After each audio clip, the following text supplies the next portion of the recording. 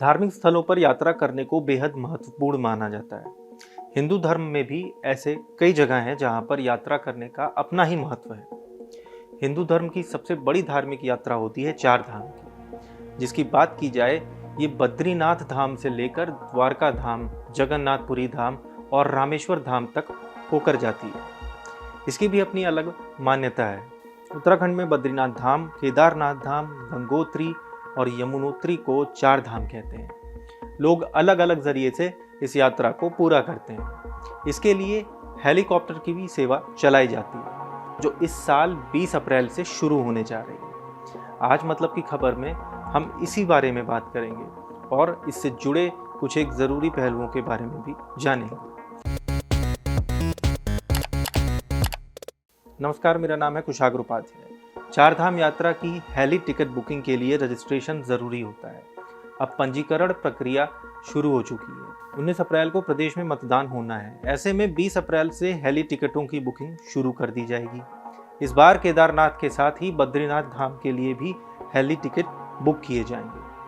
अपर मुख्य कार्यकारी अधिकारी युकाडा सी रविशंकर ने बताया कि टिकटों की बुकिंग 20 अप्रैल से शुरू होगी।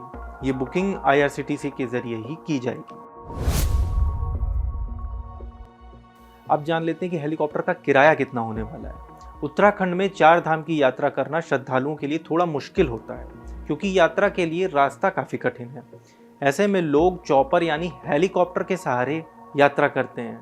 इसमें हेलीकॉप्टर के किराए की बात की जाए तो वो अलग अलग हिसाब से तय किया जाता है, जैसे आप कितने दिन की ट्रिप कर रहे हैं, कितने लोग हैं, ये सारी चीज़ें। IRCTC के तहत इस यात्रा के लिए आप अपनी बुकिंग कर सकते हैं। इसके साथ ही क्षेत्रीय कार्यालय में भी इसकी बुकिंग की जा रही है। अब तक कुल 4.5 लाख लोग बुकिंग करवा चुके हैं। 5 रात और 6 दिन की चार धाम यात्रा की बात की जाए तो इसका किराया उत्तराखंड टूरिज्म की वेबसाइट www.euttaranchal.com पर 1,99,000 प्लस 5% GST मेंशन किया गया है, जो कि कुल मिलाकर 2,08,950 रुपये होता है। अब बात कर लेते हैं कि यात्रा के समय के बारे में।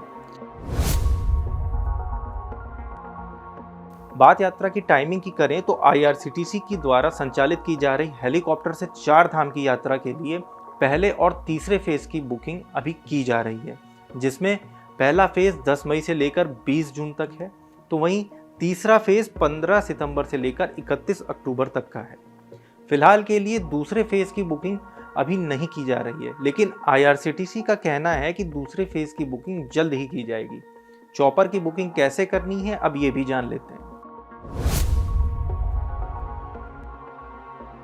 IRCTC के जरिए चॉपर से यात्रा करना चाहते हैं तो बुकिंग करने के लिए सबसे पहले आपको आधिकारिक वेबसाइट heliyatra.irctc.co.in पर जाना होगा। इसके बाद आपको साइन अप पर क्लिक करना होगा, जहां आपको आपका नाम, मोबाइल नंबर, ईमेल आईडी, अपना राज्य और पासवर्ड डालकर अकाउंट बनाना होगा। इसके बाद आपको लोगों के विकल्प पर क्लिक करना होगा। फ़ोन नंबर और पासवर्ड के साथ लॉगिन करना होगा। इसके तुरंत बाद ही आपको ग्रुप ID और इंडिविजुअल ID डालकर आगे बढ़ना होगा। फिर आप हेलीकॉप्टर का टाइम स्लॉट चूज़ करेंगे। इसके बाद आपको ID कार्ड का नंबर डालना होगा, जो यात्रा के लिए आपको दिया गया है। फिर आपको पेमेंट करनी होगी।